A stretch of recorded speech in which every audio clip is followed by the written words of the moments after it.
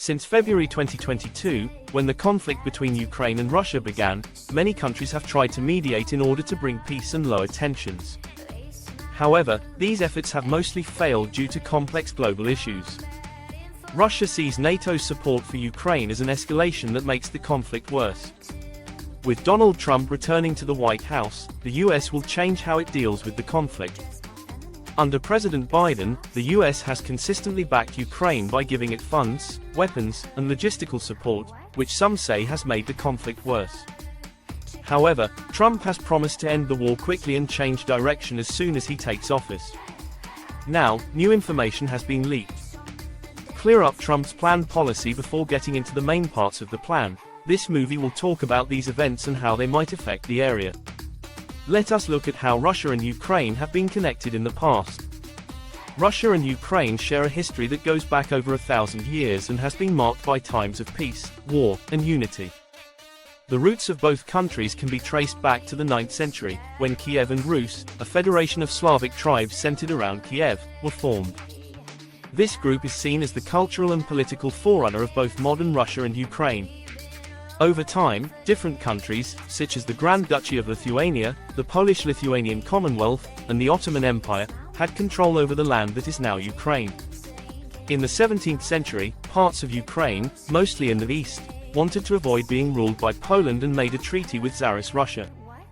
By the late 18th century, most of Ukraine's lands had been taken over by the Russian Empire, after a series of wars and partitions. During this time, efforts were made to erase Ukrainian culture and language in favor of becoming more Russian.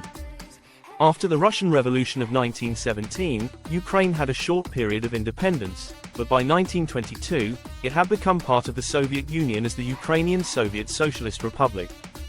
The Soviet era was hard for Ukraine, including the Great Famine of 1932-1933, which killed millions of Ukrainians. During World War II, Ukraine was a major battleground with a lot of damage and deaths. When the Soviet Union broke up in 1991, Ukraine declared independence, which Russia recognized.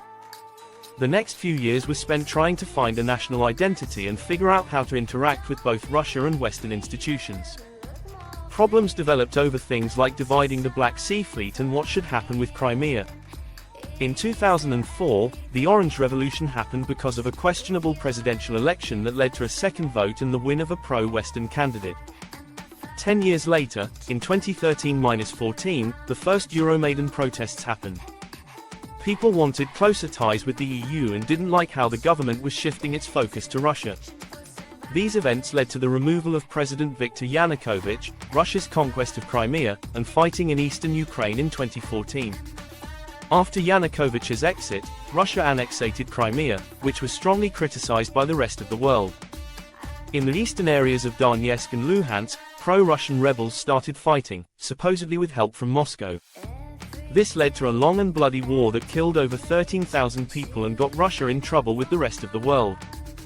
Another key issue between Russia and Ukraine is their connection to NATO. Let's take a quick look at the history of NATO-Russia relations leading up to the recent outbreak of war. The relationship between NATO and Russia has undergone significant transformation since the end of the Cold War, evolving from initial cooperation to renewed tensions post-Cold War engagement and cooperation following the dissolution of the Soviet Union in 1991. NATO aimed to foster a cooperative relationship with Russia to promote stability in the Euro-Atlantic area. In 1999, the North Atlantic Cooperation Council, or NAC, was established, providing a forum for dialogue between NATO and former Warsaw Pact countries, including Russia. That same year, Russia became the first country to join NATO's Partnership for Peace program, which sought to build trust and facilitate joint military exercises between NATO and non-member countries. The Partnership for Peace program was launched as a major initiative of practical bilateral cooperation between NATO and individual partner countries, aiming to expand and intensify political and military cooperation, increase stability, and build strengthened security relationships. Russia's involvement in the Partnership for Peace was a big step toward closer ties with NATO.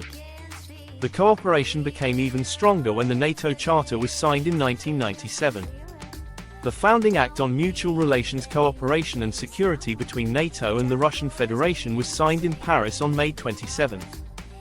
It laid out the rules for mutual relations, cooperation and security. As a result of this act, the NATO-Russia Permanent Joint Council was created. Its purpose was to facilitate debate and consensus building. The Permanent Joint Council gave NATO and Russia an organized setting for regular conversation and discussion of shared issues. As part of the Starting Act, the United States and Russia agreed to accept each other's authority, not use or threaten force, and work together to avoid disputes. It set up a plan for how NATO and Russia should interact after the Cold War, highlighting their shared desire to make Europe a safer place for everyone. After the Cold War, these early efforts were big steps toward building a security framework that could support both NATO and Russia's interests, even though they had different political goals.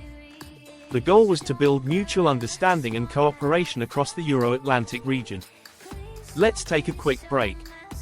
Please do us a small favor if you've liked the movie so far. Clicking like helps us reach more people, and leaving comments with your thoughts or feedback has an even bigger effect. Thanks for watching. Let's look at the NATO system again.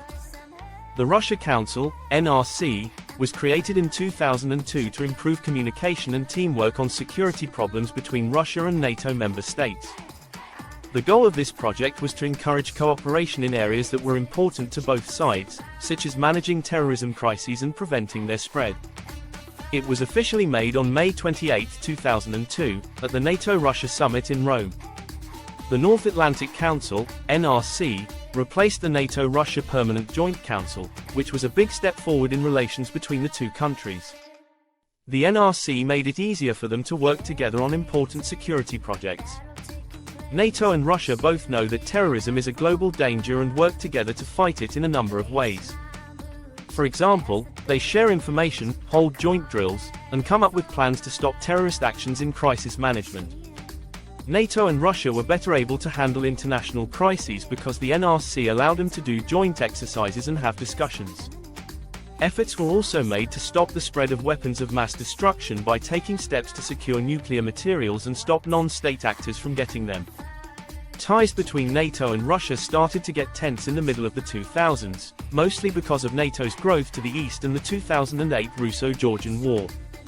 NATO's expansion included the addition of 7 Eastern European countries in 2004.